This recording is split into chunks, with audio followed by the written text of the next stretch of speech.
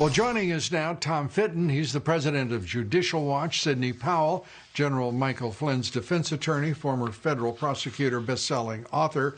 I want to say, first of all, thank you both for being here, and I appreciate it. Sidney, let's start with this election process. We just heard from John Solomon that the FBI indeed is being diligent, is involved, and we all hope he is exactly right. Your thoughts first about the knowledge now that the Justice Department is involved in this review of the election.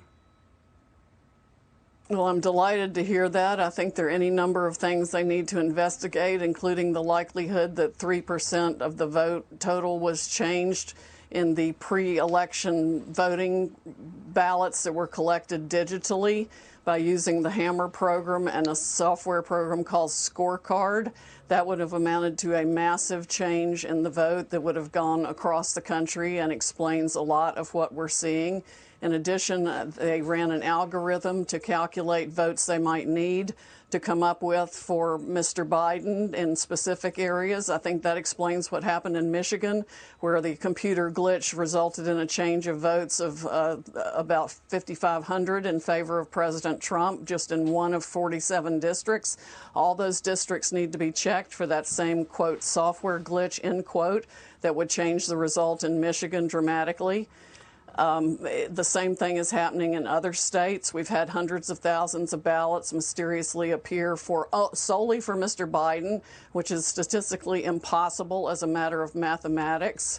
It can all be documented. We are putting it into materials that we will file in federal court, and we need to seek relief in multiple states to enjoin the certification of any election results. Tom Fitton, as you listen to Sidney, that sounds like a strong case for a straightforward allegation of fraud. The two programs that she just mentioned, I'm going to ask you right now, have you ever heard of them? Because I had not heard of them. No, I mean, there have been noises about it on the internet, but I don't know anything beyond what Sidney's reporting now. I go back to the numbers you reported at the beginning of the segment. The president was winning on Tuesday. Right. He's not winning now. And he's not winning now as a result of a process that the voters can't have confidence in, the state legislatures can't have confidence in, in my view, the courts can't have confidence in. So the question is, are the courts going to undo what went on? I don't know. But the state legislatures in Georgia, Pennsylvania, Michigan, Wisconsin, perhaps Arizona, they now have an opportunity to make a stand on behalf of the rule of law. Are they going to endorse what went on this week, or are they going to appoint a clean slate of electors that supports President Trump? That could be the next battle, and I would think that activists interested in this issue, and if you're concerned watching this, start talking to your state legislators. And I started asking where Congress is, because Congress, in the end, is going to be the judge of the electoral college votes.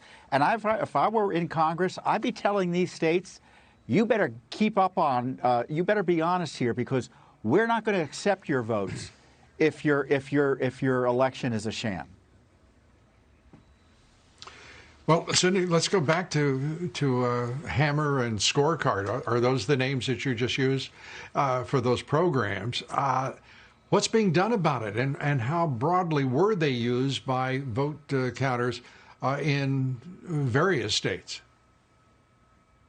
I think they were very broadly used, but not by the vote counters. They were used by the forces in the Democratic operatives that had access to these programs through the government access points that they have, and used it illegally to change votes in this country. It's got to be investigated, probably by the president's most trusted military intelligence officials who can get into the system and see what was done.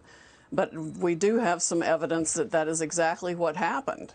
And they've used it against other entities in other countries. It's just been turned recently against our own citizens here to change election results. It's absolutely appalling that that can be done. And whether it's called computer glitches or something else, somebody has actually gone into the system and changed voting results. That's called intervention in our elections, irrespective I guess if they were Russia or China, we'd refer to them as meddling. But it's intervention, and it's also crooked as hell, rigging this election no matter the jurisdiction, whether it's Michigan, Georgia, wherever it might be. What can we do about it? Because the Department of Justice, I mean, if there's evidence of that program, why not just turn it over to the Justice Department and say, and go to the courts and say, this has got to stop now. Here is the way in which it was done. Well, we've been trying to get their attention, and we're going to try even harder, and we'll have to put it in a federal lawsuit, apparently, and get as much of it out as we possibly can. We have some excellent witnesses on the issue. But this is coup 5.0, Lou. I mean, there was no reason to think that the Democratic operatives who spent hundreds of millions of dollars creating the Russia hoax, the Steele dossier, taking us through a special counsel operation for 2 years, trying an impeachment hoax, the apocalypse hoax, the obstruction hoax, wouldn't go so far as to create every means of voter fraud they could come up with to steal this election. That's exactly what happens. The president must fight back now in every way, shape, or form. We cannot let this republic be stolen by the Democratic operatives who want to destroy the republic and make it a socialist country where they continue to line their pockets with these backdoor global deals like the Biden laptop from hell exposes. Well, Sidney, I think you're exactly right about that not happening. Let's turn, Tom Fitton, you've pointed out in our discussions that these legislatures are Republican-controlled. Who can take that message to them, and precisely how likely is it that they would be receptive to a clean slate of electors who would represent, say, the state of Pennsylvania? That's a Republican legislature, and stand up for the integrity of elections and support the president.